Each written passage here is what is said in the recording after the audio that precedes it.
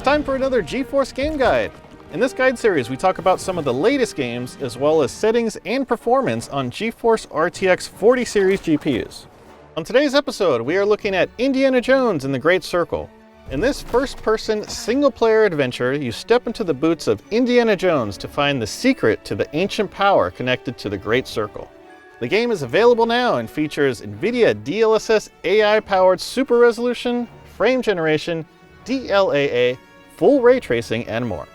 Full ray tracing, also known as path tracing, realistically simulates how light behaves in the real world, creating more realistic lighting, shadows, reflections, and more. In a game like Indiana Jones and the Great Circle, it makes a huge difference in both indoor and outdoor environments that are based on real-world locations. When you turn on full ray tracing, you will get fully ray traced sun shadows, which cast true-to-life shadows based on the location of the sun in the sky. Realistic subsurface scattering on foliage, which emulates the translucency of thin objects like leaves and how the light penetrates it. Ray traced global illumination with up to 4 light bounces that realistically light the environment. And ray traced reflections, which accurately model complex visual effects like glossy reflections, specular highlights, and diffuse interreflections.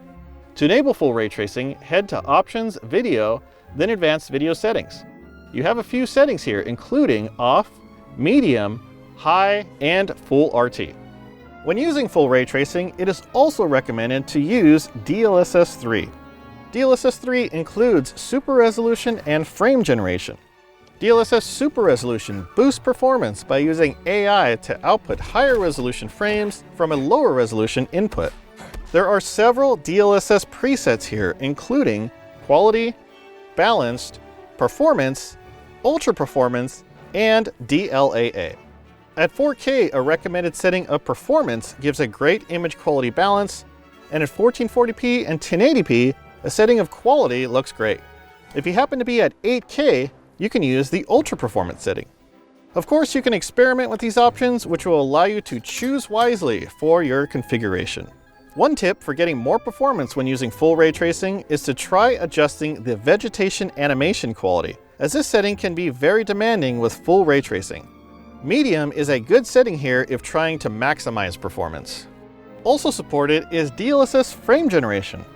When enabled, it uses AI to generate entire frames, which significantly improves performance on GeForce RTX 40 series GPUs.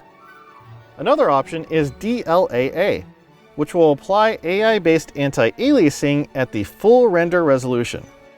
DLAA will offer the highest image quality possible, but keep in mind there is a performance impact, so it's recommended to use only if you have additional GPU horsepower.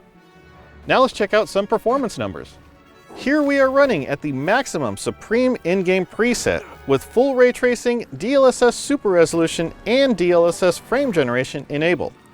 Starting at 4K resolution, the RTX 4090 performs at over 90 frames per second. When we move to 1440p resolution, the RTX 4080 Super does around 90 frames per second. And how about the RTX 4070 Ti Super? It does over 80 frames per second. And finally, at 1080p, the RTX 4070 Ti Super does over 100 frames per second. And that's a look at the graphics, tech, and performance in Indiana Jones and the Great Circle. The game looks incredible at all graphics levels, and the various settings can ensure it runs great on your rig. Thanks again for watching, and make sure to subscribe to see more GeForce Game Guides.